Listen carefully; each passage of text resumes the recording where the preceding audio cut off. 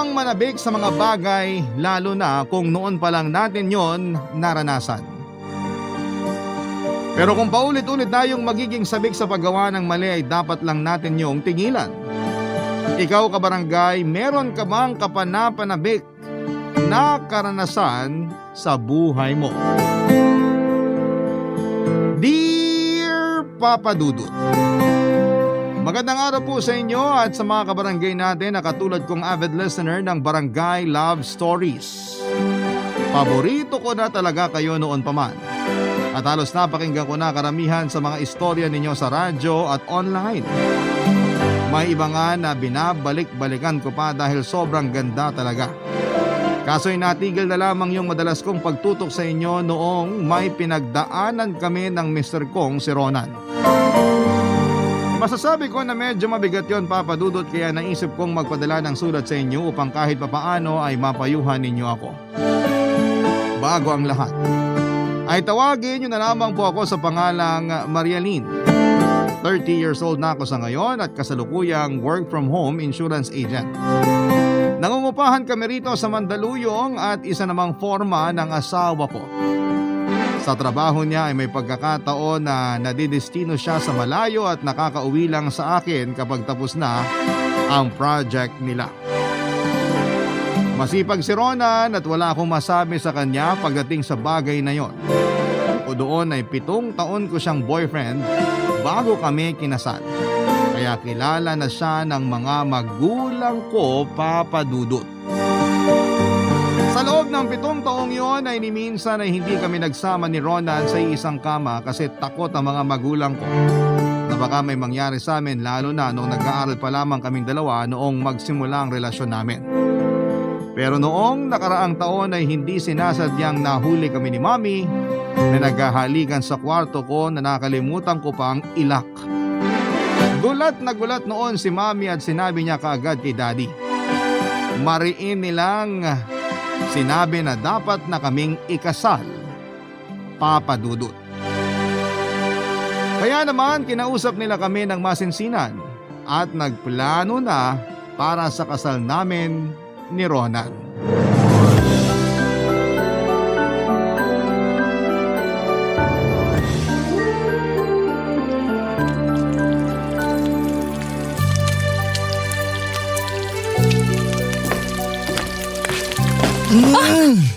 Ang bango naman ng niluluto ng mahal kong asawa.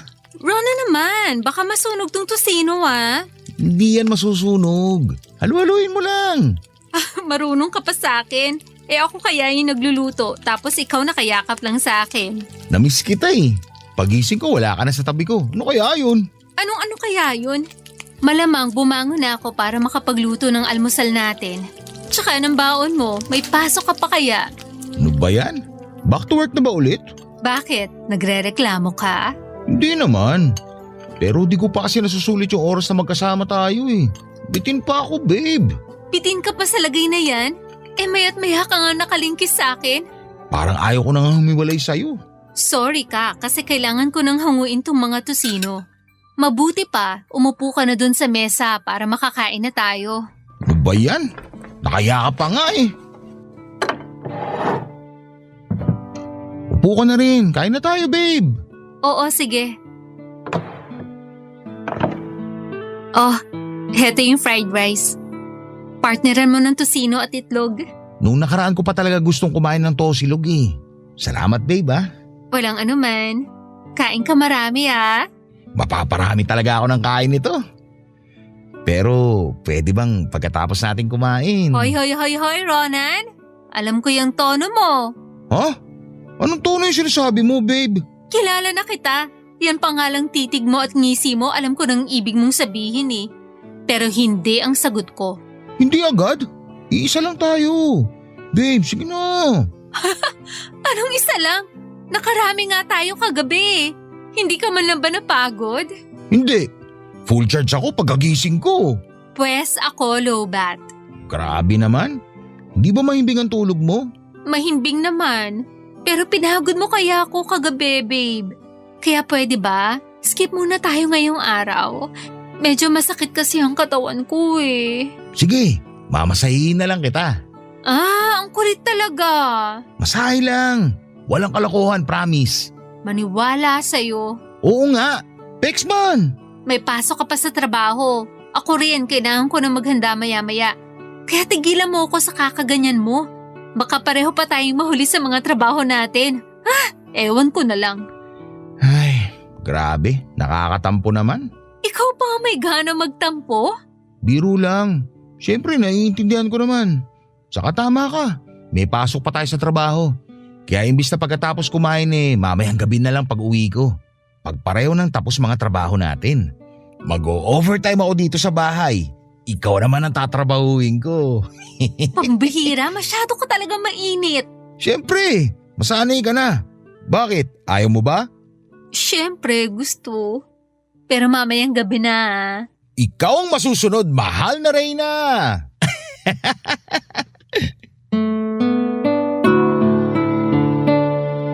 At dahil nga po sa inapuran na ng mga magulang ko ay kinasal kami ni Ronan sa Huwes pagkaraan ng 3 buwan at nagsama na kami sa iisang bubong. Dahil sa restrictions sa amin ng parents ko ay halatang sabik na sabik kami sa isa't isa matapos naming ikasal. Ang totoo, Papa Dudut, ay ayaw pa talaga naming bumuo ng pamilya pero gustong gusto na naming magsama sa iisang bubong. At hindi yon mangyayari kung hindi kami ikakasal.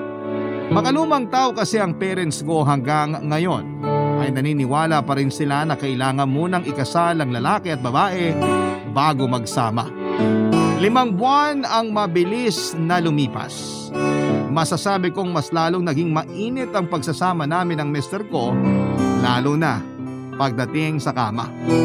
Gwapo si Ronan, kahawig niya si Arthur Sulinap. Kaya lang ay madalas hadlang sa pagsasama namin yung trabaho niya. Katulad nung nadestino siya sa Ilocos Sur dahil Romeliebo siya sa isang foreman doon kaya LDR kami ng halos 2 buwan. Pero 3 araw pa lang ay miss na namin ang isa't isa. Isang gabi matapos may mangyari sa amin ni Ronan habang nasa video chat. Nabanggit niya yung pantasya niya na gustong gusto niyang gawin namin. At yon ay ang pagkakaroon ng iba pang taong makakasama namin. Nung una ay naasiwa ako kasi bakit kami magpapasali ng ibang tao sa pinaka-intimate na bahagi ng buhay namin bilang mag-asawa. Bukod doon ay parang hindi ko masikmura na makitang may ibang kasiping ang mister ko. Pero sinabi sa akin ni Ronan na hindi raw siya titikim ng ibang babae dahil ako raw ang titikim ng ibang lalaki. Ipinaliwanag niya sa akin na wala namang magbabago sa pagsasama naming mag-asawa pagkatapos ng mga mangyayari kung sakali. Ang kaibahan lang, mas madadagdagan yung init ng relasyon namin at pananabik sa isa't isa.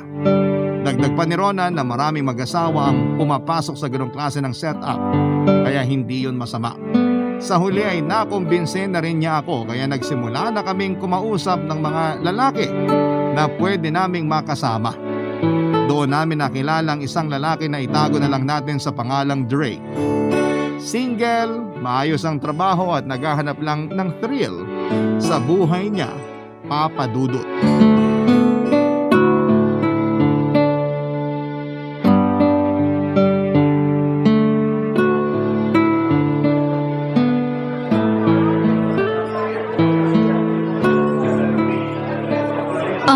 Pasensya ka na ha. Kasi first time pa lang namin gagawin to ng asawa ko kaya medyo kabado ako. Tapos hindi ko pa siya kasama ngayon. Ayos lang, naiintindihan ko naman. Buti nga sinipot mo pa rin ako kasi yung iba dyan, biglang umaatras yung tapang kapag meet up na. Muntik ko na kayang i-cancel yung meetup natin. Pero in-encourage ako ni Rona na makipagkita sa'yo. Tsaka mukha ka mabait para Indianin. Pero matanong ko lang, sabi mo sa chat natin hindi mo to first time. Yun bang makikipag-hook up sa mga may asawa? Totoo ba yun? Totoo naman yun. Pero siguro 3 beses ko palang tong gagawin. Busy din kasi ako sa trabaho. Pero sure ka bang wala kang girlfriend? Oo naman. Mahirap na, baka kasi maging komplikado pa. Baka mamaya ayaw niya yung ginagawa ko. Ako rin naman nung una ayoko. Pero mapilit yung mister ko eh. Gustong gusto raw niya talagang subukan namin. Wala namang kaso yun kasi may iba rin akong kilalang mag-asawa na ginagawa yung bagay na to.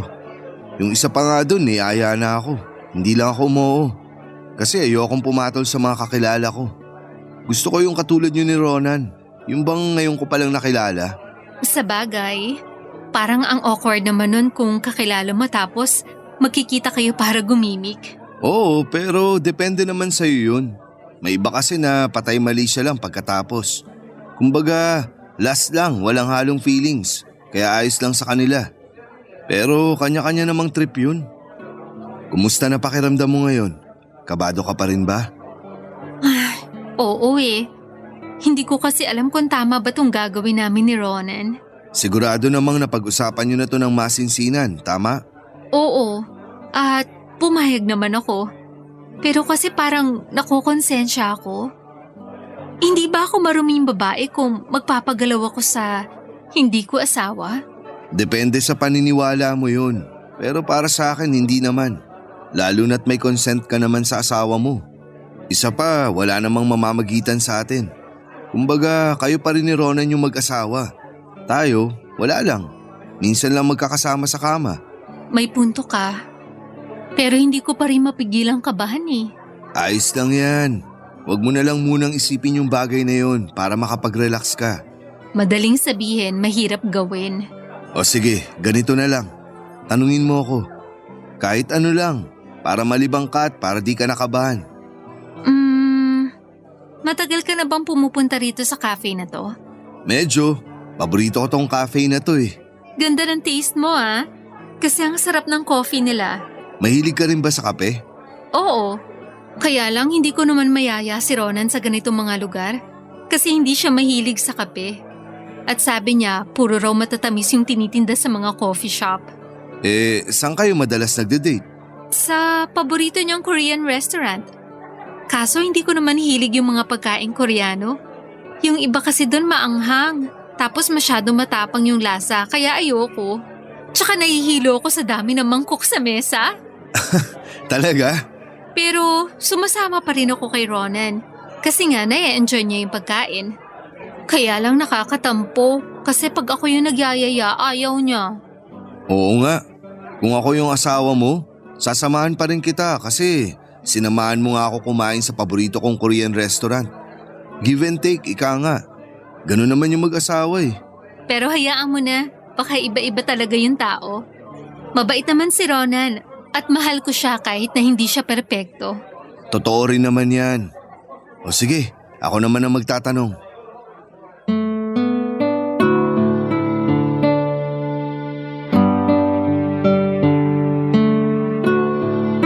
Sa lahat ng mga nakausap namin ni Ronan, si Drake talaga yung pinaka nagustuhan ko. Bukod sa may itsura siya ay magalang din siya at masayang kausap. Patunay na nga yung first meeting namin na akala mo ay matagal na kaming magkakilala kung magkwentuhan. Naging panatag agad ang loob ko sa kanya kahit nakabado ako noon, Papa Dudut. Noong tapos na kaming kumain ni Drake ay chinat ko kagad si Ronan at sinabi sa kanya ang impression ko. Natuwa ang mister ko kasi positibo ang paglalarawan ko kay Drake. Kaya sinabi niya na mag-check-in na kami sa isang motel para doon na may mangyari sa amin. Habang papunta na kami ni Drake sa motel ay bumalik yung kaba sa dibdib ko, Papa Dudut. Tulad ng inaasahan ay naramdaman yon ni Drake kaya habang nasa sasakyan ay hinawakan niya ang kamay ko at sinimulang imasahe. Napangiti naman ako at kumalma, lalo na nung sinabi niyang huwag ako mag-overthink. Sa halip ay enjoy ko na lamang yung mangyayari sa amin. Kahit papaano ay nakaramdam ako ng excitement at lalong tumaas ang excitement na yon. Noong mapon ako ang pagkalalaki ni Drake habang nasa biyahe pa lamang kami, Papa Dudut. At nung makarating na nga kami sa motel, nag-check-in na kami at pagkatapos ay sinet up ko na yung video chat sa cellphone ko para mapanood kami ni Ronan, Papa Dudut. At doon na nga may nangyari sa amin ni Drake ng gabing yon sa loob ng isang motel. Barangay Love Stories. Barangay Love Stories. Hindi ko may paliwanag yung pakiramdam ko matapos may mangyari sa amin ni Drake noong gabing yon. Pero masaya naman ako kasi alam kong masaya din si Ronan habang pinapanood kami habang naka-video call. Pagkatapos ay hindi ako nagstay sa motel at sa halip ay nagbihis na ako at nagpaalam kay Drake na uuwi na dahil may duty pa ako kinabukasan. Pero palusot ko lamang yon dahil hindi na kasama sa usapan namin ni Ronan na magpalipas pa ako ng gabi sa lugar na yon kasama si Drake. Mabuti na lang at marami pa ring masasakyan sa labas ng motel. Kahit alanganing oras na at ligtas naman akong nakauwi sa inuupahan naming apartment. Papadudod simula noon ay lalo ngang tumibay ang relasyon namin ni Ronan. At kapag umuwi siya sa akin ay mas mainit ang mga tagpo na pinagsasaluhan namin. May nangyari na rin sa aming tatlo kasama si Drake at masasabi ko na pareho namin yung nagustuhan ni Ronan, papadudot. Pero dahil sa demand ng trabaho niya ay hindi ko siya madalas makasama. Kaya kapag inaatake ako ng pagnanasa ay nagsasabi ako sa mister ko na gusto kong may mangyari sa amin ni Drake. Siyempre nandun pa rin yung dapat manonood siya sa amin ng live. Nung una ay naiilang pa ako na may nakatutok na kamera sa amin pero nakasanayan ko na lamang hanggang sa hinahanap-hanap ko na nga lang, papadudot.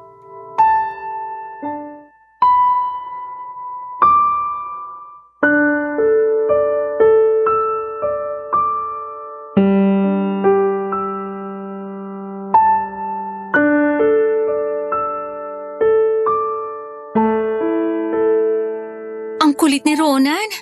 Gusto niya na agad akong umuwi. Alanganing oras na Baka nga wala pa ako makuhang taxi dyan. Paano pa ako? Nung nakaraan lang may binalitang babaeng hinold up dyan. Bakit kailangan mo nang umuwi agad?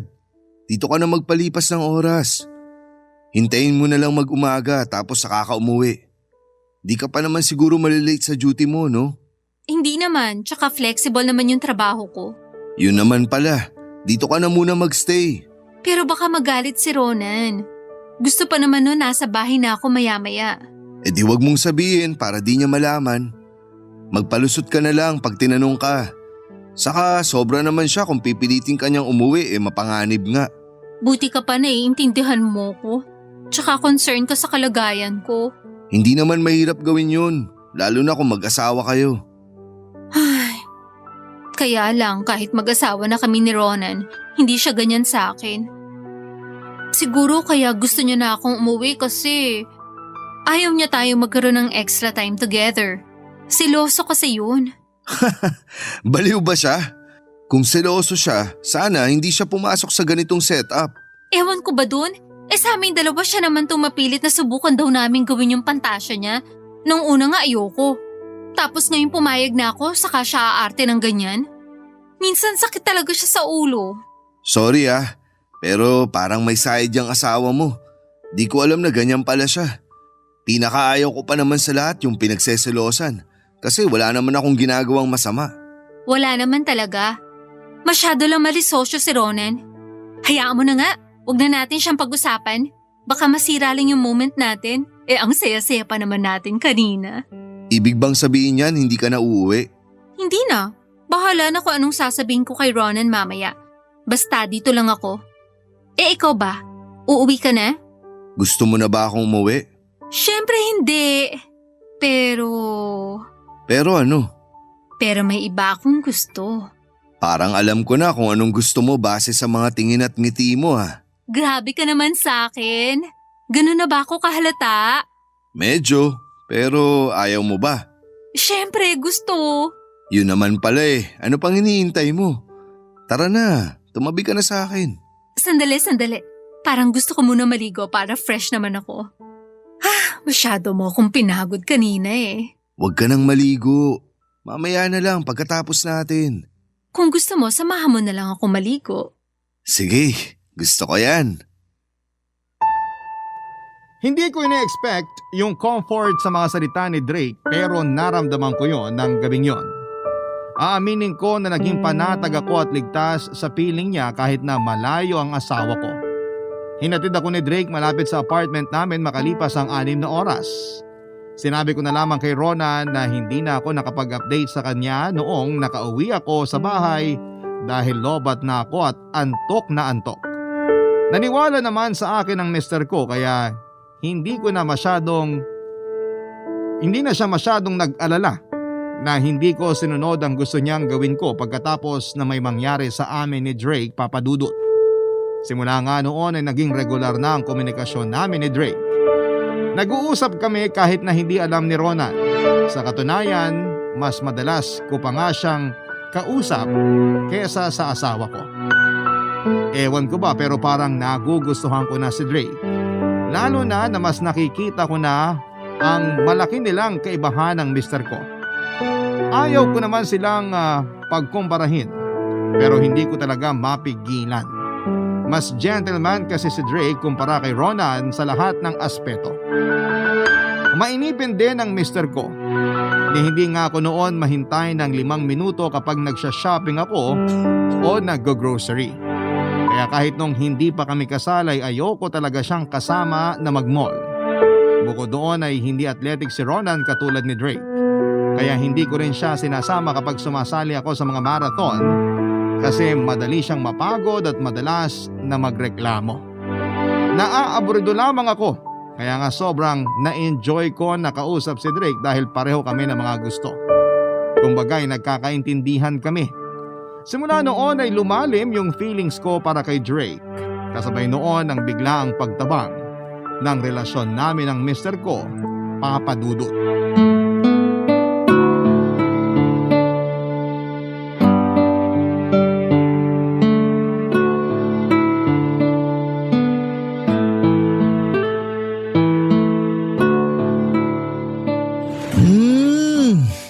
Ang bango talaga ng misis ko.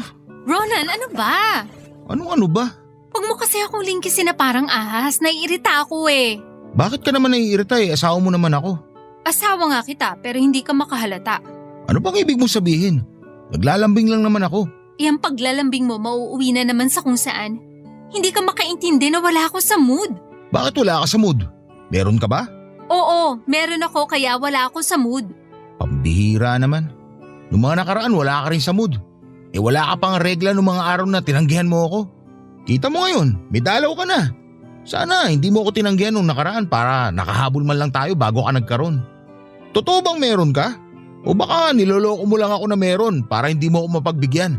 Alam mo ikaw, puro na lang ba kahalayan yan nasa utak mo? Anong kahalayan pinagsasabi mo? Kasi lagi mo na lang akong ginagalaw. Kahit na sinabing ayoko, namimilit ka pa rin. Kapag sinabi kong pagod ako, hindi ka naman nakikinig. Minsan kahit mahimbing ang tulog ko, nangangalabit ka eh. Bakit ngayon nagre-reklamo ka na? Dati naman ayos lang sa'yo. Basta, ayaw lang kita makatabi sa kama. Huwag mo rin akong hahawakan at hahalikan.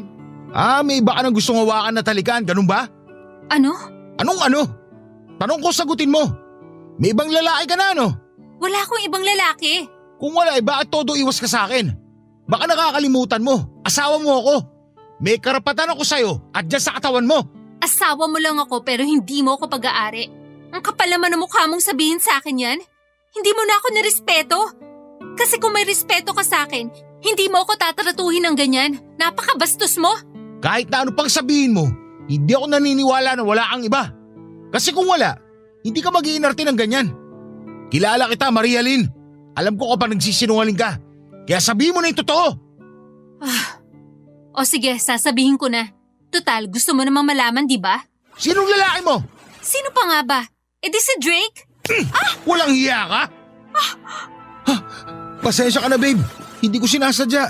Ikaw ang walang hiya sa ating dalawa kasi sinaktan mo ako, Ronan.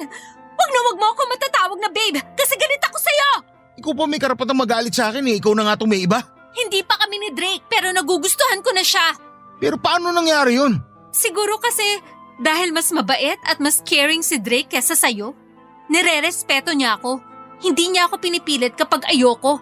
Pero ikaw, kabaliktaran ka niya. Bidang-bida si Drake sa'yo Ipapaalala ko lang na extra lang siya sa relasyon natin. Ako may karapatan sa'yo. Asawa kita. Asawa mo nga ako pero hindi ko naman yun nararamdaman. Anong sinasabi mo hindi mo maramdaman? Hindi ako nagpapalusot.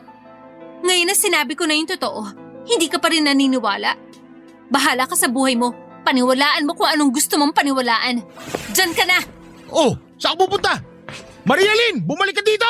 Ayaw kita makatabi sa kama! Galit ako sa'yo, Ronan! Hindi yon ang unang beses na pinagbuhatan ako ng kamay ni Ronan. Nung hindi pa kami mag-asawa ay madalas na niya akong hinahampas kapag napipikon siya o na-frustrate. Pero akala ko ay normal lamang yon kaya hindi ko na pinapansin. Pero matapos niya akong sampalin ng gabing yon ay nakalimutan ko bigla na asawa ko pala siya dahil galit na galit ako sa kanya.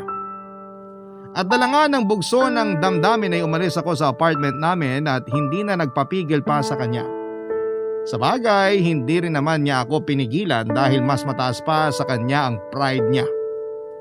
Ayaw kong umuwi sa amin ng gabing yon dahil ayaw kong malaman ng parents ko ang tungkol sa away naming mag-asawa. Pero ayaw ko rin namang mag-check-in sa hotel ng mag-isa lamang.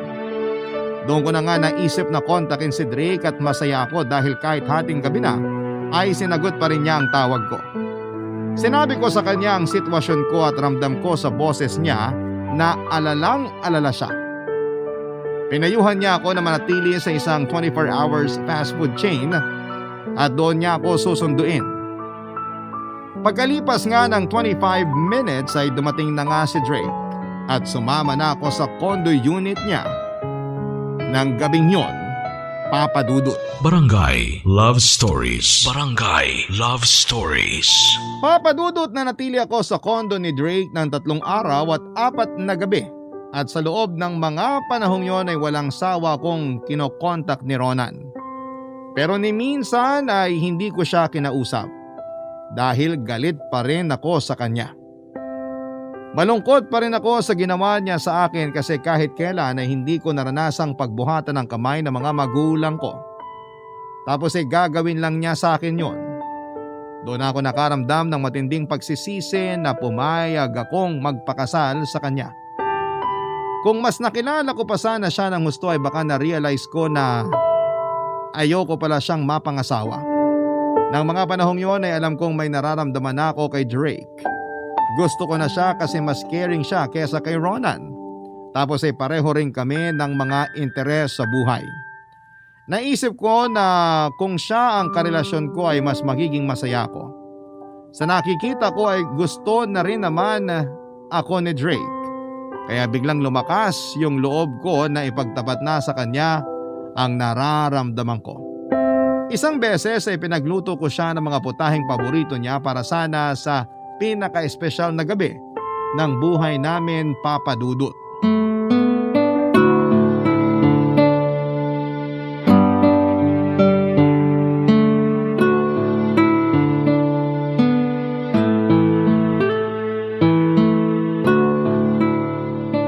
Wow! Minsan ko lang sinabi sa'yo na gusto ko ng bulalo. Pinagluto mo na ako.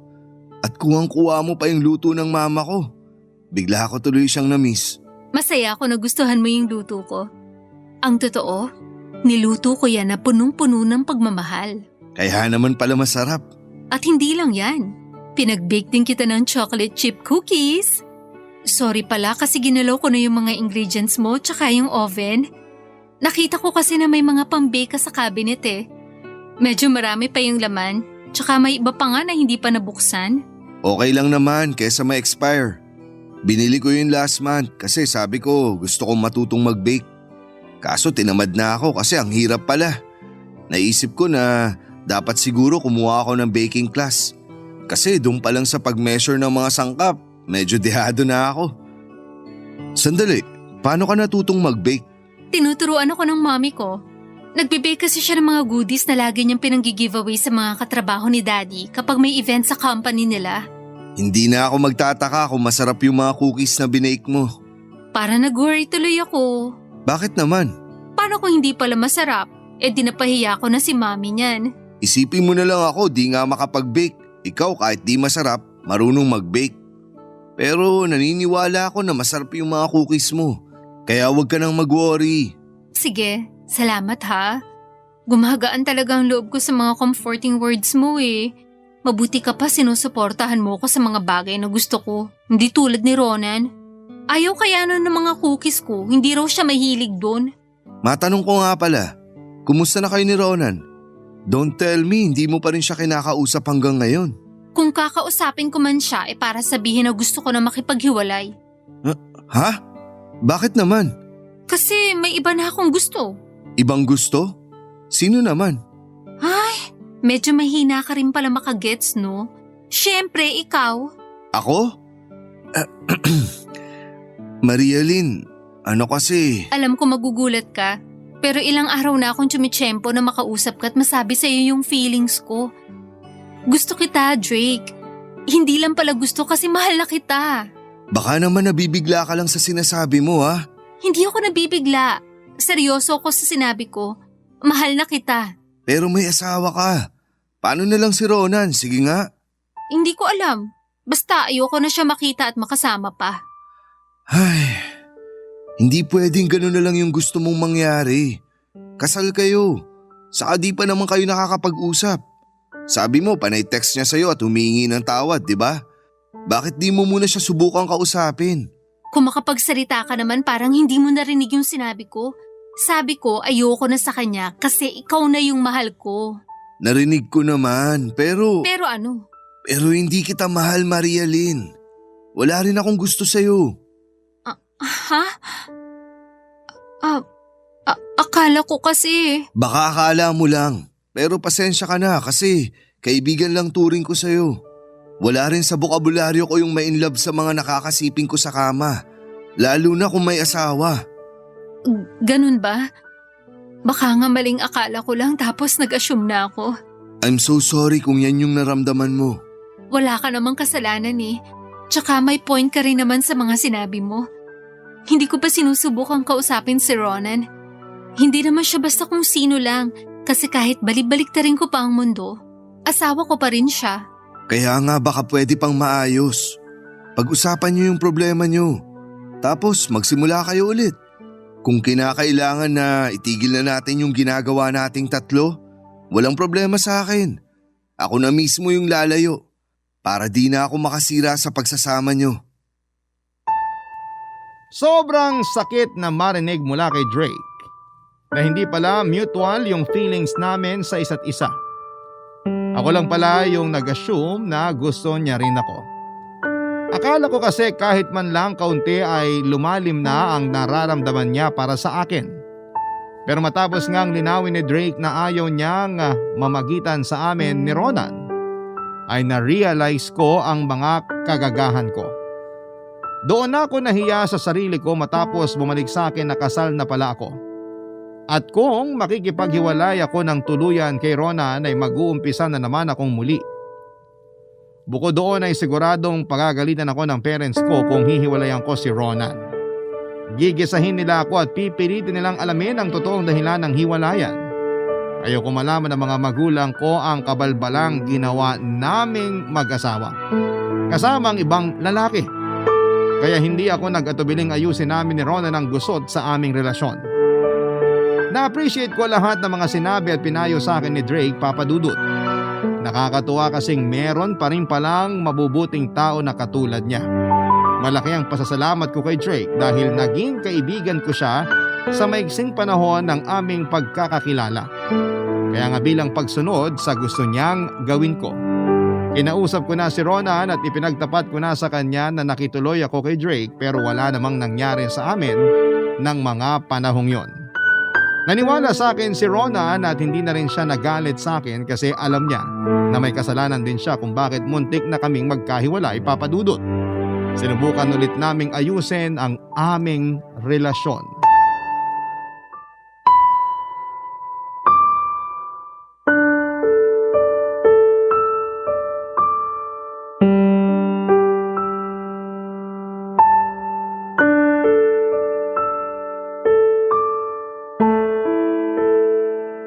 Sorry talaga babe, kasi nasaktan kita sa mga ginawa ko. Hindi ko na inisip yung nararamdaman mo. Masyado ako naging manhid. Tapos, pinilit pa kitang gawin yung mga ayaw mong gawin. Wala na tayong magagawa doon. Nangyari na yon. Ang mahalaga, na-realize mo na yung mga mali mo. At saka hindi lang naman ikaw yung may kasalanan kung bakit muntik na tayo maghiwalay eh. Ako rin naman, kasi nagkagusto ko kay Drake. Pero mabuti na lang natauhan ako kasi pinarealize na sa akin na kasal pala tayo. Salamat talaga at mabuting tao si Drake. Buti na lang din, sa kanya ka nakituloy nung umalis ka dito sa bahay natin. Hindi ko talaga alam kung saan ka hahanapin eh. Alam ko kasi na hindi ka naman umuwi sa bahay ng mga magulang mo. Nahihiya kasi ako kina mommy at daddy. Ayoko malaman nila yung away natin. At sigurado ako na pagagalitan nila tayo ng husto kapag nalaman pa nila yung pinaggagawa natin. Oo nga eh. Bigla tuloy ako nahiya kasi ako yung nag-udyok sa'yo na gawin natin yun. Sorry talaga. Okay na nga kasi nakaraan na yun. Tsaka pumayag din naman ako. Hindi mo rin naman ako pinabayaan. Kaso hindi lang talaga naging okay. At nag-meet siya pa para muntik na tayo maghiwalay. Kaya nga baka sign na yun na itigil na natin yung ginagawa nating yun. Ititigil na talaga natin kasi ayokong magkagusto ka sa ibang lalaki. Kung alam mo lang na para akong masisira ng ulo nung sinabi mong gusto mo na si Drake. Sorry sa bagay na yun, babe. Masyado lang ako nadala ng emosyon ko. Nung narealize ko nga yung kagagahan kong yun, muntik ko nang sampalin ng sarili ko kasi paano ko naatim na ipagpalit yung mahigit 7 taon nating relasyon sa lalaking nun ko lang nakilala. Naisip ko na baka nabigla lang ako kaya ako nasabi yun. Nagalit lang ako sa'yo kasi sinampal mo ko. Tungkol nga pala ron, pangako, hindi na kita sasaktan. Mas magiging maingat na rin ako sa mga kilos at mga sasabihin ko sa'yo. Kung sakali namang masaktan ulit kita sa mga salita ko, sabihin mo kaagad sa akin para alam ko kung paano itatama ang sarili ko. Ayos ba yun sa'yo? Ayos na ayos. Pero sana ganyan ka pa rin sa akin kasi hindi naman ako perpektong asawa. Nagkakamali din ako, babe. Pero para sa akin, ikaw na yung pinaka-perpektong asawa. Kaya nga mahal na mahal kita. Sorry ulit. Sorry talaga kasi kamunti ko nang masira yung pagsasama natin dahil sa akin. Hindi ko lang talaga mapigilan makonsensya dahil sa nangyari. Isipin mo na lang na pareho tayong may kasalanan at pananagutan. Ngayon na nagkapatawaran na tayo at nangako mas magiging mabuting asawa sa isa't isa, huwag ka na makonsensya. Isantabi na lang natin yung mga nangyari at magsimula tayo ng panibago. Hindi pa naman huli ang lahat para sa atin, di ba? Oo naman. Yan din talaga yung gusto kong mangyari, babe. Yung magsimula ulit tayo para sa pamilya natin. Halika nga rito. Payakap ako. I love you, babe. I miss you. I love you too. Miss na miss kita. Ay, naku babe. Bakit? Naisip ko lang kung gaano ako kaswerte sa'yo. Naku, parang binubola mo naman ako eh. Hindi kita binobola. Nagsasabi lang ako ng totoo. Sobrang swerte ko sa'yo. Kaya hindi ako magsasawang ulit-uliting sabihin sa'yo na I love you. I love you more, babe. Siguro nga ay naging sabik lang ako sa atensyon ni Drake kaya nakalimutan kong may asawa na pala ako. At yun ay walang iba kundi si Ronan. At pagkatapos nga ng mga pinagdaanan namin ay masasabi kong tumibay ng gusto ang aming relasyon. Nagsimula kaming muli ni Ronan bilang mag-asawa at mabuti na lang dahil sa malapit na ulit siya na madistino kaya mas marami na kaming oras sa isa't isa. Tuluyan na rin naming pinutol ang komunikasyon namin kay Drake at doon ko nga na-realize na bugso lang ng damdamin yung feelings ko para sa kanya, Papa Dudut. Nagplano na po kaming magka-baby ni Ronan at dininig naman yun ng Diyos nang mabuntis ako. Pero muling na-assign sa malayo ang trabaho ng mister ko kaya wala na naman siya sa tabi ko habang nagbubuntis ako. At dahil likas ang pagiging emosyonal sa mga nagdadalang tao ay nagtampo ako ng husto kay Ronan dahilan para kumausap na naman ako ng ibang lalaki online. At doon ko nga nakilala si Ethan. Mahigit 2 linggo na kaming nag-uusap ni Ethan at nung una ay friendly chat lamang kami. Hanggang nauwi na sa landian at nagsimula na rin akong magpadala ng mga malalaswang larawan ko sa kanya. Hindi ko na inisip na buntis ako dahil sabik na sabik ako sa atensyon ng lalaki na hindi naman maibigay ng asawa ko kasi masyado siyang subsob sa trabaho. Pero aaminin kong nakokonsensya na ako, Papa Dudut, lalo't kitang-kita ko ang pagmamahal sa mga mata ni Ronan pag magkausap kami sa video call. Lagi niyang sinasabi na hindi na siya makapaghintay na makauwi sa amin para makapiling ako at ang baby sa sinapupunan ko. Sana po ay mabigyan ninyo ako ng payo. Hanggang dito na lamang po ang sulat ko, Papa Dudut. Malaking bagay po sa akin na mapili po ninyong i-area ang kwento ko sa Barangay Love Stories. God bless po sa inyong istasyon. Ang inyong forever kapuso at kabarangay na nalilito, Marialyn. Nagustuhan ng iyong napakinggan? Ituloy yan via live stream sa www.gmanetwork.com/radio. Barangay LS 97.1 Forever. Love Stories.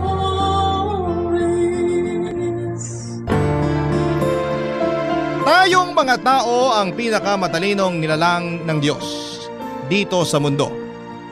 Kaya marapat na sa atin magmula ang inisyatibong rumespeto sa lahat ng nilalang na merong buhay.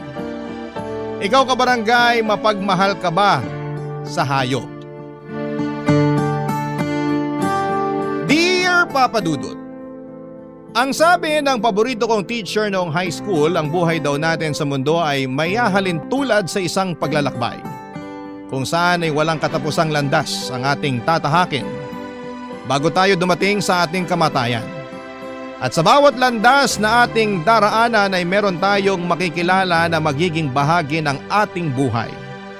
Malaki man o maliit ang parte na kanilang gagampanan.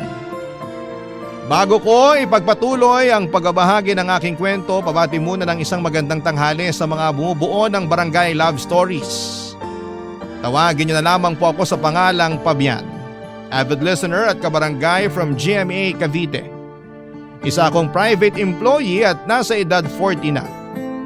Ang kwento na ibabahagi ko ay tungkol sa pagmamahal ko sa mga hayop. Bata pa lamang ay palagi na akong nag-uuwi sa bahay namin ng mga ligaw na tuta o kuting, dahilan para madalas magalit sa akin ang nanay Cynthia ko. Magsisimula ang aking kwento taong 2006, nasa 22 years old na ako at graduating sa kolehiyo.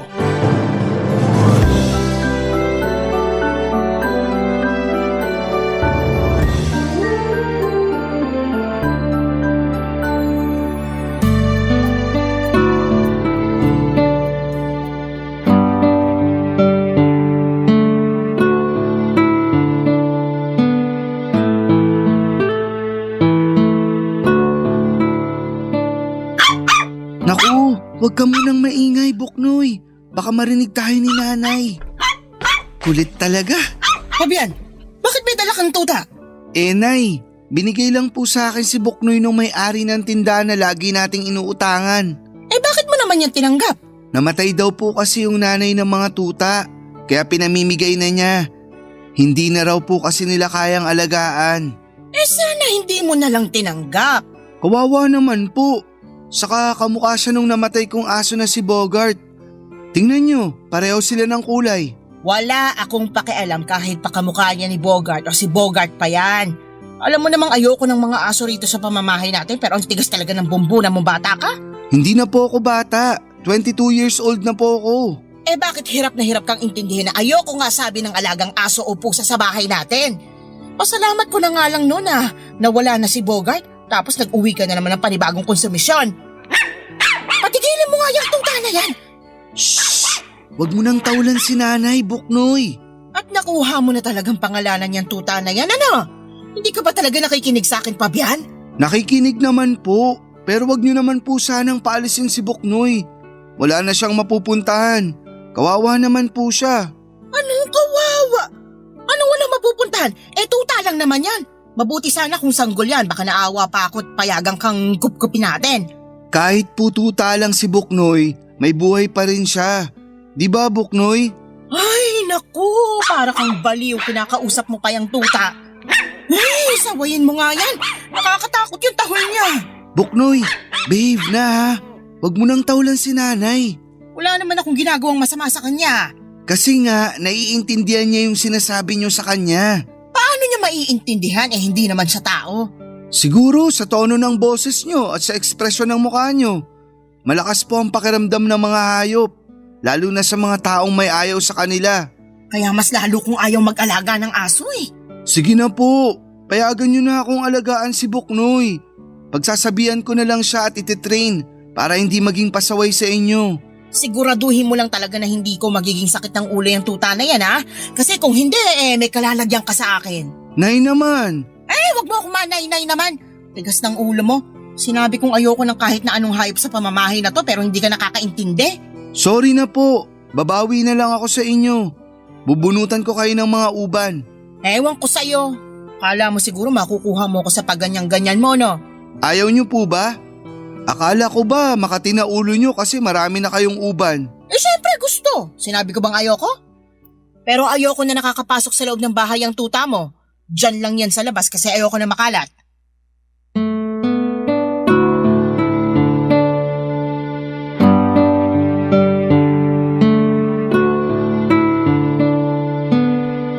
Papa Dudut, hindi mahiling mag-alaga ng kahit na anong hayop ang nanay ko. Makalat daw kasi lalo na kapag naglalagas ang balahibo at kung saan-saan umiihi at dumudumi. Mapanghirin daw, ginagalis kaya pati siya ay nangangati. Magastos din, alagain pa. Para ka raw nag-anak. Maingay kahit wala namang bisita at naninira pa ng gamit. Ganon kasi ang karanasan namin sa dati kong alagang aso na si Bogart. Tanda ko pa na binigay lang sa akin yon ng matandang magbubuti na nakasalubong ko dahil nanganak daw ang aso niyang babae. Sa kabila ng pagkaayaw ng nanay kay Bogart ay inalagaan ko pa rin siya at tumagal din siya sa akin ng 3 taon bago nasagasaan at namatay. Kaya nga nung nakita ko si Buknoy ay bigla ko naalala yung aso kong namatay. Pareho kasi silang kulay itim at puti, parang patse sa balat na parang baka ang itsura. Pero yung pagkaitim ni Buknoy ay hindi lang sa katawan niya kundi meron din sa ulo at mukha na nakakorting maskara. Dominant color ni Buknoy ang puti katulad ni Bogart kaya naman naisipan ko na baka bumalik sa akin ang namatay kong aso. At yun nga si Buknoy. At kahit mariing tutol ang nanay ko sa pag-aalaga ko ulit ng aso ay wala naman siyang nagawa dahil nga gusto ko. Pero syempre sa labas natutulog si Buknoy bali ginawan ko na lamang siya ng bahay-bahayan sa bakuran namin para hindi siya maarawan at maulanan. Lagi kong binibilinan si Buknoy na mag-behave lalo na pag nasa eskwelahan ako. Bukod kasi kay nanay ay mainit siya sa mata ng tatay-tatayan ko. Mabilis na lumipas ang 2 taon. Malaki na si Buknoy at marami na rin mga nangyari sa akin at isa na nga doon ay ang nakapagtapos na ako sa college. Nagtatrabaho na ako noon sa private company sa Quezon City nang isang gabi. Nang pauwi ako ay nakita kong nakikipag-inuman ng stepfather ko kasama ang mga kabarkada niya sa tapat ng bahay ng isa nilang kaibigan. Inalok pa nga nila ako na tumagay pero tumanggi ako. Ewan pero aandap-andap sa kaba ang dibdib ko sa hindi malamang dahilan. Agad kong hinanap si Buknoy pagka-uwi ko sa amin pero nagtaka ako nang walang aso na tumahol sa akin. At gano'n na lamang ang gulat ko nang makumpirma kong wala siya sa bahay-bahayan niya at nakatanggal din sa leeg niya ang kanyang collar. Doon ko na nga tinanong ang nanay ko tungkol sa kung nasaan ang alaga kong aso.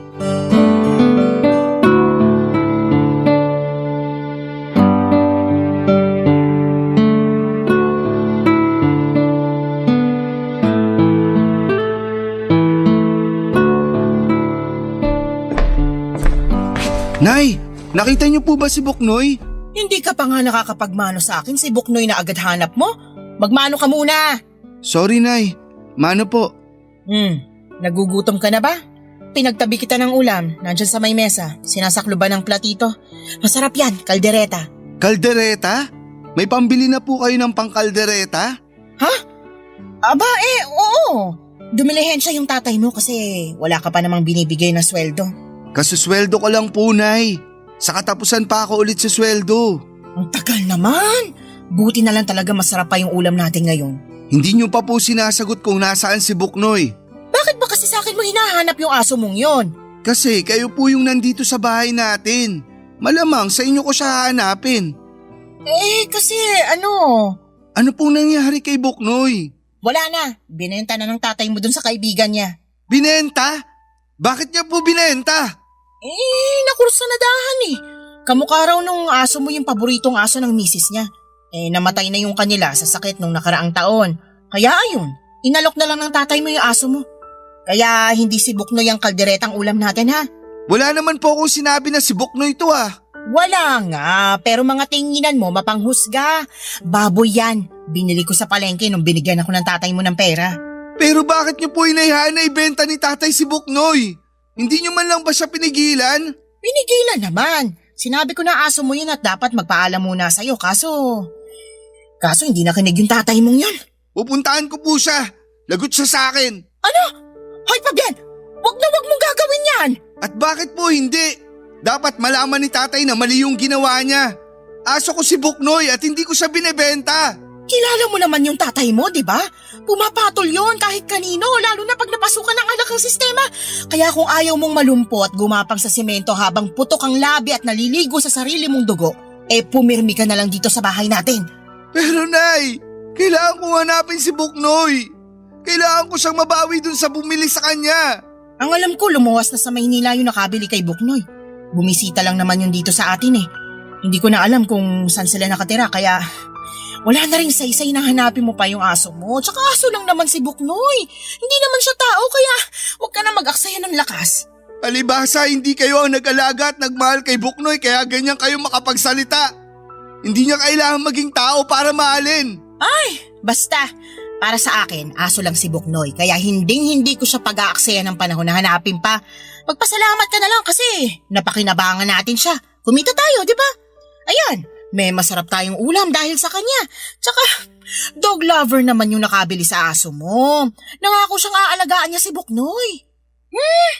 Hirap sa'yo, masyado ka madrama. Pangarap mo ba mag-artista? Kairita ka.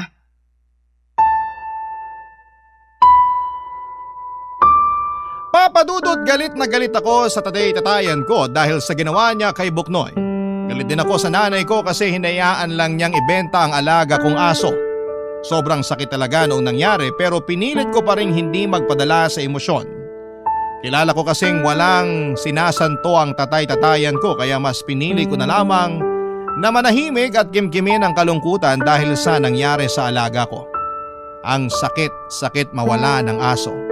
Hindi lang naman kasi basta alaga ang turing ko kay Buknoy. Para sa akin ay kaibigan ko na siya. Pamilya at siya rin na nagpapasaya sa akin kapag malungkot ako. Kaya naman mamimiss ko talaga ng husto ang alaga ko. Umiyak ako ng umiyak hanggang sa tuluyan ng napagod ang mga mata ko at nakatulog na lamang ako ng gabing yon. Tapos kinabukasan ay nakangising wagas sa akin ang tatay-tatayan ko. Dahilan para agad kumulo ang aking dugo. Maringkong kinuyom ang aking kamao at sa isip ko ay binigyan ko na siya ng malakas na suntok sa panga. Pero pinigilan ko pa rin magalit ng araw na yon. Sa halip ay nanahimik na lamang ako kahit na matapos niyang magpasaring na buti pa raw si Buknoy may pakinabang. Hindi lang ako umimik noon at umalis na lamang sa bahay para pumasok sa trabaho ko. Habang nasa biyahe, nag-decide ako na gusto ko nang umalis sa amin. Bagay na matagal ko na rin namang plano noon, Papadudot. Barangay Love Stories. Barangay Love Stories. Papadudot, tinuloy ko nga ang plano kong bumukod pagkalipas ng 3 buwan. Bale sa Quezon City ako nakahanap ng apartment na malapit lang sa pinagtatrabahuan ko. Tutol pa nga ang nanay ko sa pag-alis ko kasi raw ay baka kalimutan ko nang magsustento sa kanila. Pero sinabi ko na lamang na magpapadala pa rin ako at kitang-kita ko naman ang kagustuhan ng tatay-tatayan ko na umalis na ako. Para raw lumuwag-luwag na ang pamamahay namin. Ang kapal na mukha, siya na nga ang totoong sampid sa pamilya namin, siya pa ang galit. Pero nanahimik na lamang ako at sa halip ay sinamaan ko na lamang siya ng tingin bago ako lumabas sa aming pintuan. At pagkalipas nga ng 1 buwan ay nabalitaan kong inatake siya sa puso at namatay. Samantala hindi ako pwedeng mag-alaga ng kahit na anong hayop sa apartment na tinutuluyan ko. Bukod doon ay personal kong desisyon na wag na ring munang mag-ampon kasi nandun pa rin yung trauma na dulot ng pagkawala sa akin ni Buknoy. Pero siguro pag pinanganak kang animal lover ay hindi mawawala sa iyo ang kakayahan mong kumalinga ng mga hayop. Kaya nga pagkaraan ng 2 linggo ay meron na ulit akong pinapakain ng mga stray cat sa bakanting lote malapit sa nirerentahan ko. Isang araw ay nakakita ako ng post sa Facebook na naghahanap ng mga volunteer ang isang non-government organization for the stray animals dahil meron silang kapon project. And since rest day ko naman ng petsang yon ay gusto kong gawing makabuluhan ang araw ko. Kaya nag-sign up ako at doon nga ay nakilala ko si Meryl.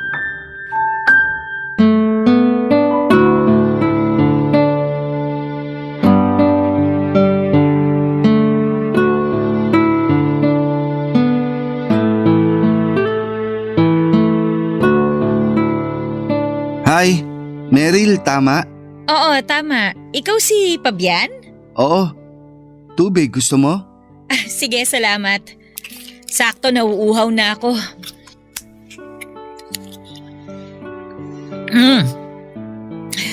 Salamat Salamat dito sa tubig. Welcome. Pwede bang makipagkwentuhan muna since break time naman? Oo, pwede.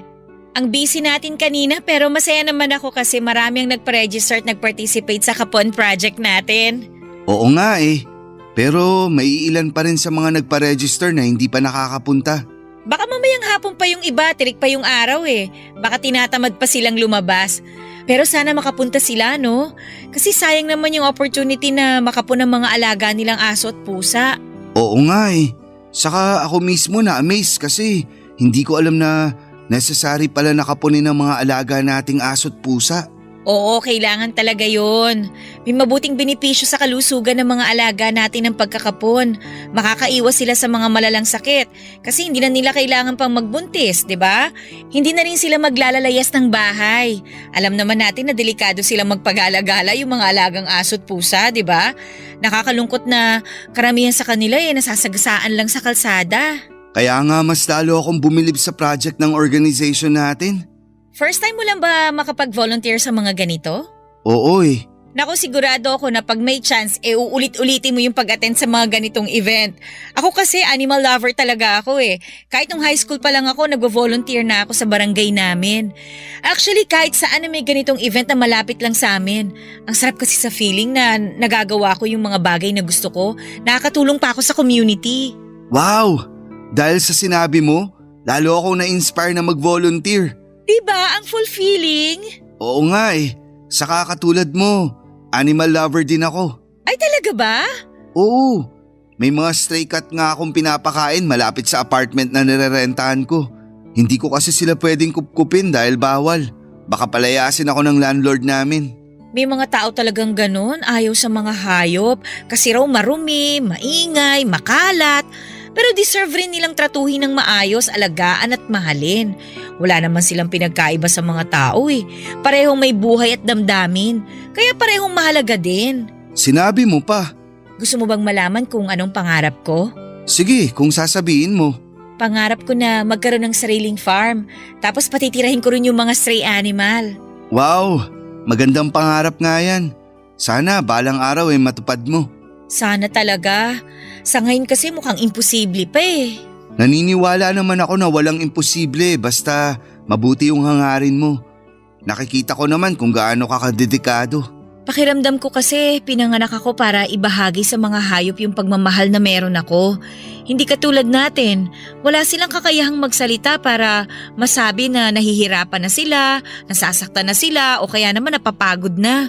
Mabilis talagang natutunaw ang puso ko pag may nakikita akong mga aso o pusa sa lugar namin na sinasaktan, sinasabuyan ng kumukulong tubig kasi nagnakaw daw ng ulam. Hindi naman nila yung gusto eh, gutom lang sila. Kesa naman saktan, pakainin na lang nila, di ba?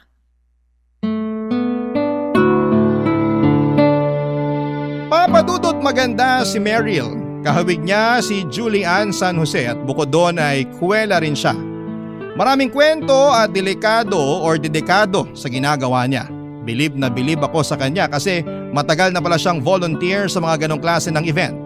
Suki na siya sa mga animal shelter around Metro Manila. Lalo tuloy akong na-inspire na magkawang gawa. Masaya ako na nakilala ko siya noong araw na yon, kaya bago kami naghiwalay ay nagpalitan muna kami ng numero. At doon na nga nagsimulang mamukadkad at umusbong ang aming pagkakaibigan na nauwi sa pag-iibigan. Naging kami ni Meryl at makalipas ang 2 taon ay nagpakasal po kami. Malak na namin magka-baby pero hindi kami binayaan kaagad. 3 beses nakunan si Meryl dahil sa kondisyon ng matres niya. Pero hindi pa rin kami nawala ng pag-asa na balang araw ay mararanasan naming maging magulang. Nag-focus na lamang muna kami sa pagtupad ng iba pa naming mga pangarap. Katulad na lamang ng pagkakaroon ng sariling bahay at natupad naman yon makalipas ang 3 taon. Makalipas ang 1 buwan pagkatapos naming lumipat sa bahay namin, hindi ko malilimutan yung mga sumunod na tagpo.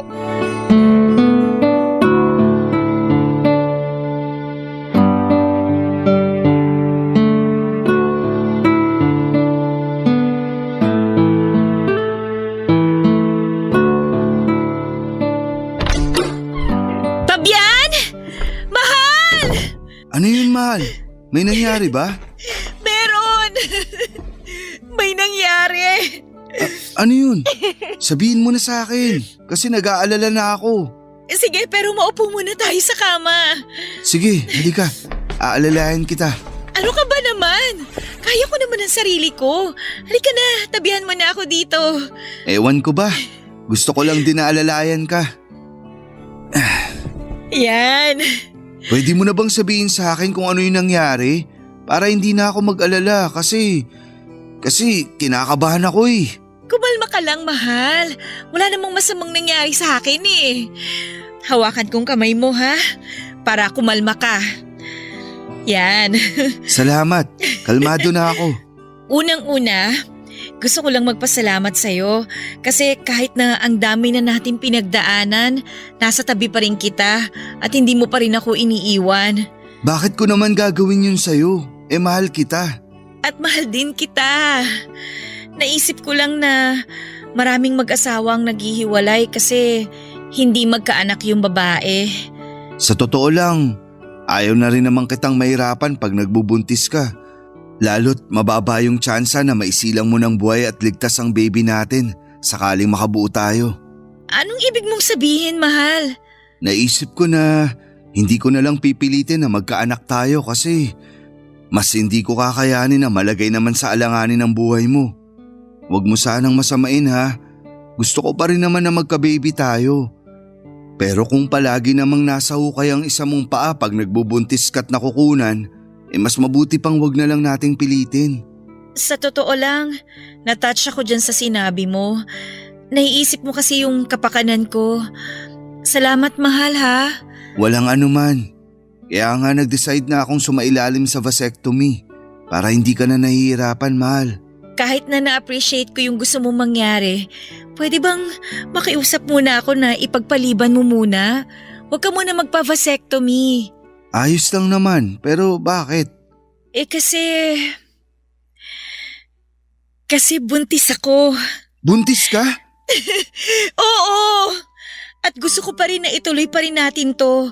Malay mo, ito na pala yung hinihintay natin na anak na sa wakas ay ibinigay na sa atin ng Panginoon. Oo, sige mahal. Subukan pa rin natin. At sana nga tama ka na siya na ang anak na para sa atin. Mahal na mahal ko kayo ng magiging anak natin. Mahal na mahal ka rin namin. Salamat sa pagiging mabuting asawa sa akin at tatay sa magiging anak natin.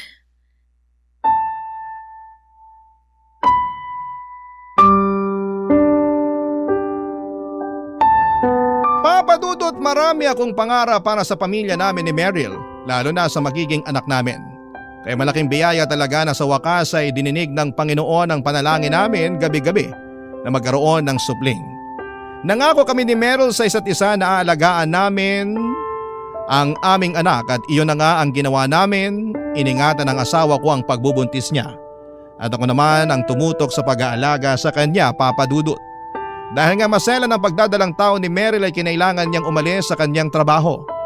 Nangako ako sa asawa ko na gagawin ko ang lahat upang mabigyan sila ng magandang kinabukasan ng aming anak. Kaya nga nagtrabaho ako ng mabuti habang hindi isinasaalang-alang ang kapakanan ng misis ko. Ako pa rin ang kasakasama niya sa pagpapacheck up at kung hindi talaga pwede ay pinakikiusapan namin ang kapatid niya na nasa malapit lang din, nakatira para samahan siya.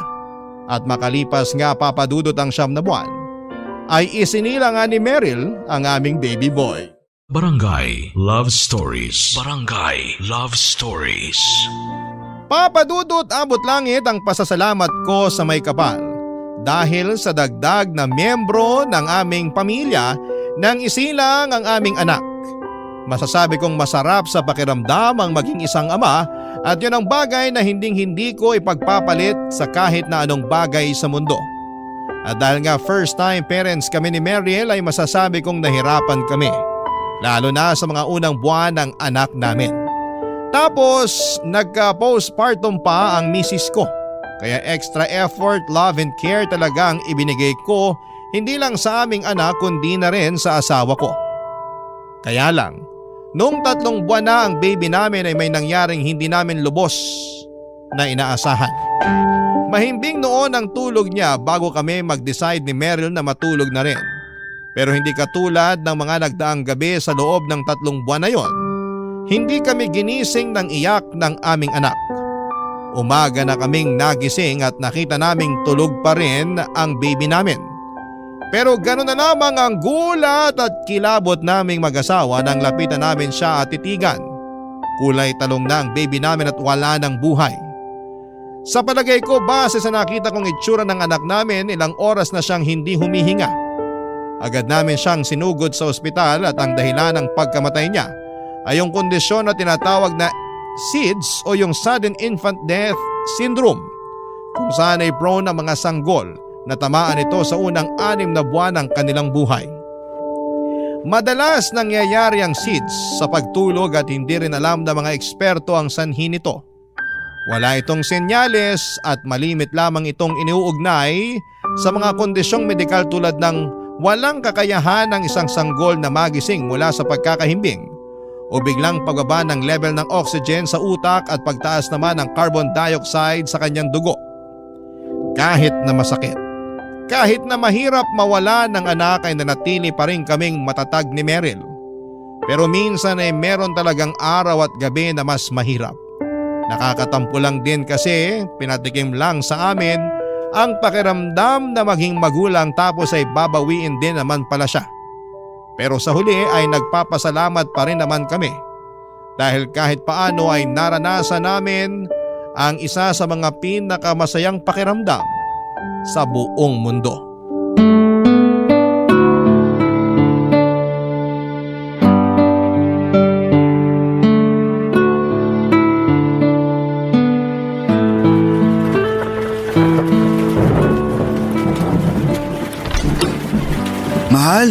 Mahal, dali, halika. May ipapakita ako sa'yo. Ano yun, mahal? Hala, tuta! Oo, pero pwedeng pakikuha ang tuwalya. Basang-basa siya eh. Lakas ng ulan sa labas. Sige, teka. Nilalamig ka ba? Oh, ito na yung tuwalya. Akin na muna yung tuta. Magpunas ka na rin, mahal. Sige, mahal. Ang cute-cute naman ito. Saan mo ba siya nakuha? Bigay sa akin ng janitress namin. Nanganak kasi yung Aspen na inaalagaan niya dun sa office.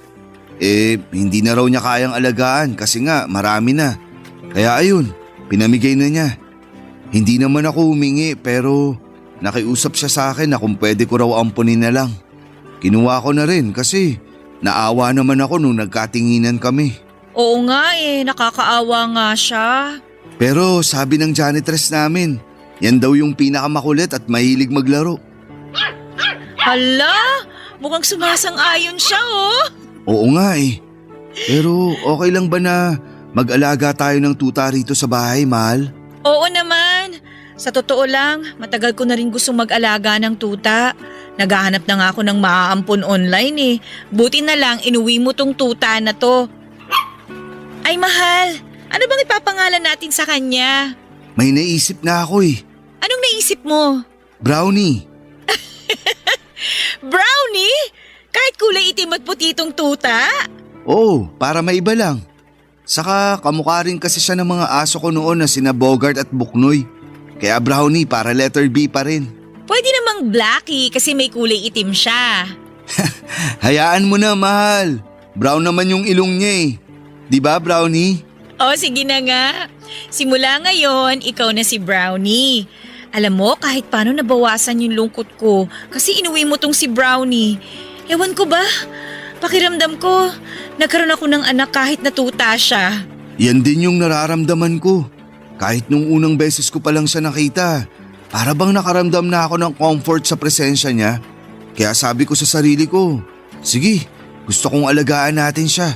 May nabasa ako na nakakatulong daw ang mga hayop sa pagluluksa ng mga magulang na nawalan ng anak. Kaya pangako, aalagaan natin si Brownie na parang tunay nating anak. Oo, mahal. Tingnan mo mukhang naglalambing siya. Oo nga, siguro naiintindihan niya yung pinag-uusapan natin. Naalala ko tuloy noon na palagi kong sinasabi sa nanay ko na naiintindihan ni Buknoy yung mga sinasabi niya. Talaga? Ano ba yung sinasabi niya? Kung gaano niya kaayaw si Buknoy nung inuwi ko. Tuta pa lang din yun. Magkasing laki lang sila ni Brownie. Tapos syempre, ayaw nga ni nanay na mag-alaga kami ng aso. Nagagalit siya kay Buknoy kaya tinatahulan siya nung tuta ko. Seryoso?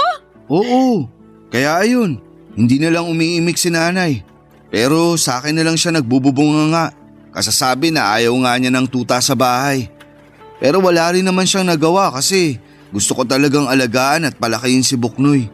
Parang nakwento mo na kamukha siya nung nauna mong aso na si Bogart. Oo, at ngayon naman kamukha nila tong si Brownie. Malakas tuloy yung pakiramdam ko na iisa lang talaga sila. Tapos bumabalik lang sila sa akin sa ibang panahon para makasama ako. Natin. Parang reincarnation. Kung totoo man yung reincarnation, isa lang ang ibig sabihin nun. Mahal na mahal ka ng mga aso mo para piliin nilang mabuhay ulit at hanapin ka. Papadudot malaking bagay ang pagdating ni Brownie sa buhay naming mag-asawa. Siya kasi ang tumulong sa amin habang patuloy pa rin ang pagluluksa namin sa pagkamatay ng aming anak. Minahal namin siya ni Meryl at bilang kapalit ay sinuklian namin yon nang hindi lang doble kundi tripling pagmamahal. Ibang magmahal ang mga hayop, walang pag-iimbot, walang hinihinging kapalit, sila ang pinakamagandang halimbawa ng mga nilalang na marunong magpatawad. Hindi kasi sila nagtatanim ng sama ng loob. Si Brownie ang kasakasama namin ni Meryl ng maraming taon. Inilagaan namin siya, minahal at itinuring na para naming tunay na anak. At kahit na dumating yung araw na sa wakas ay biniyayaan ulit kami ng anak ng asawa ko, ay hindi nagbago o nabawasan ang pagmamahal namin kay Brownie. Kasakasama namin siya sa bawat milestone ng anak namin dahil miyembro na siya ng aming pamilya. Pero pagkalipas ng 8 taon ay dumating yung araw na kinakatakutan namin. Ang araw na kailangan na naming magpaalam kay Brownie, Papa Dudut.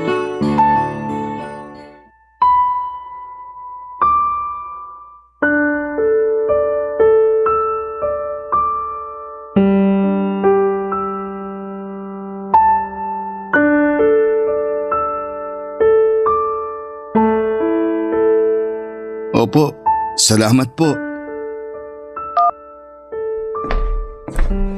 Mahal, anong sabi ng vet?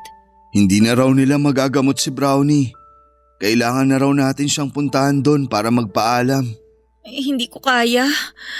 Ayoko mawala si Brownie sa atin, mahal.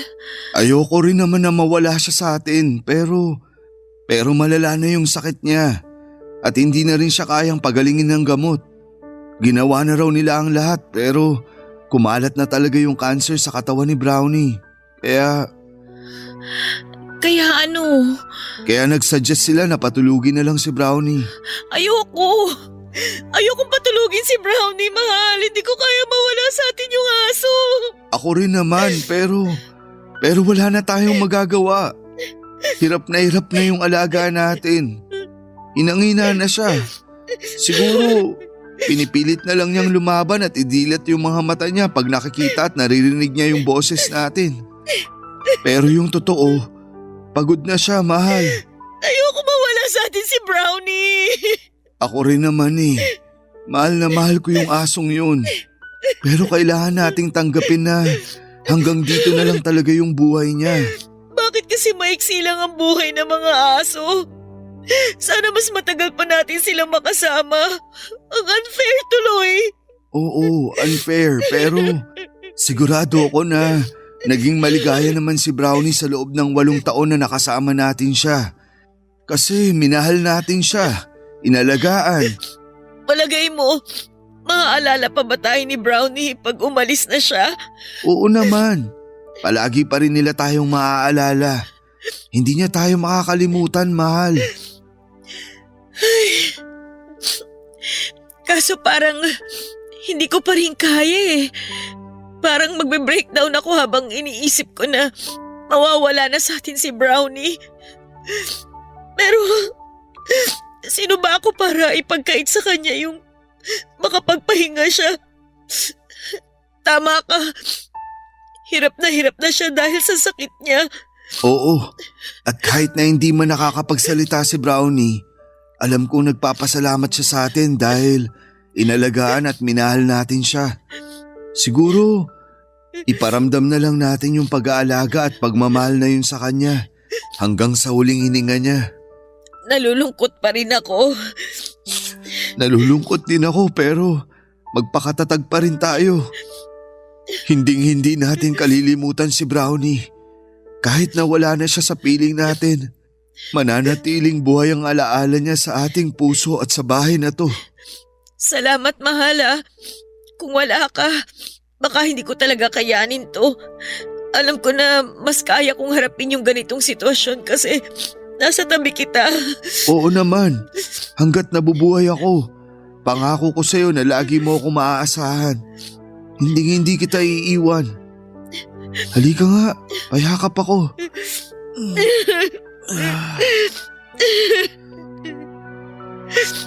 Kumusta ang pakiramdam mo?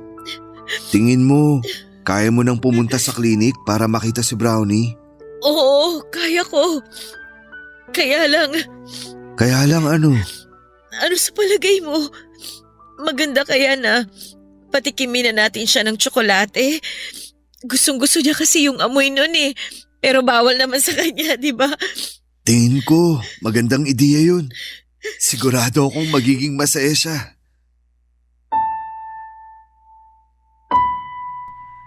Papadudot na diagnose na may lymphoma si Brownie at mabilis na kumalat ang cancer cells sa katawan niya. Dahilan para manghina ito, papadudot. At sa loob lang ng 4 na buwan simula nang malaman naming may cancer siya, ay hindi na bumuti ang kalagayan niya. Sa huli ay nag-decide na lamang kami ni Meryl na patulugin na ang pinakamamahal naming alaga upang matapos na ang paghihirap niya. At hanggang sa huling hininga ni Brownie ay pinaramdam namin sa kanya kung gaano namin siya kamahal. Mahirap mawala ng mahal sa buhay, tao man yan o alagang hayop. Pero parte talaga ng buhay natin ang kamatayan. At papadudot wala tayong magagawa kundi ang tanggapin yon ng maluwalhati sa ating puso. Kahit na masakit at napakahirap. Iyak kami ng iyak ni Meryl nung nawala si Brownie. Pero alam namin na mananatili siyang buhay sa aming mga puso. Hindi namin siya kalilimutan at iisipin na lang namin na masayang masaya siyang naglalaro sa tulay na bahaghari. Kasama ang iba pang mga hayop na wala na sa mundong ito. Sa kasalukuyan ay maayos ang pamilya namin ni Meryl at hindi pa rin kami tumitigil sa pagbobolontaryo sa mga animal shelter at mga kapon project upang makatulong hindi lang sa mga hayop kundi maging sa komunidad. Kaya nga ang masasabi ko lang ay maging responsableng pet owners tayo, mahalin at bantayan natin ang mga alaga natin. Huwag natin silang saktan, pabayaan o itakwil dahil katulad natin ay mahalaga rin ang buhay na meron sila. Maraming salamat po Papa Dudut sakaling mapili po ninyong basahin ang kwento ko sa Barangay Love Stories. Sana kahit paano ay meron akong nakumbinsing mga kabarangay na mag-volunteer sa mga animal shelter. God bless po sa inyong istasyon at maraming salamat po sa inyong lahat. Ang inyong forever kapuso at kabarangay, Fabian. Barangay Love Stories. Barangay Love Stories. Anong say mo sa Barangay Love Stories na ito? Pagkwentuhan natin sa comment section yan. Nagustuhan ng iyong napakinggan? Ituloy yan via live stream sa www.gmanetwork.com/radio. Barangay LS. In Mega Manila, 97.1. Forever.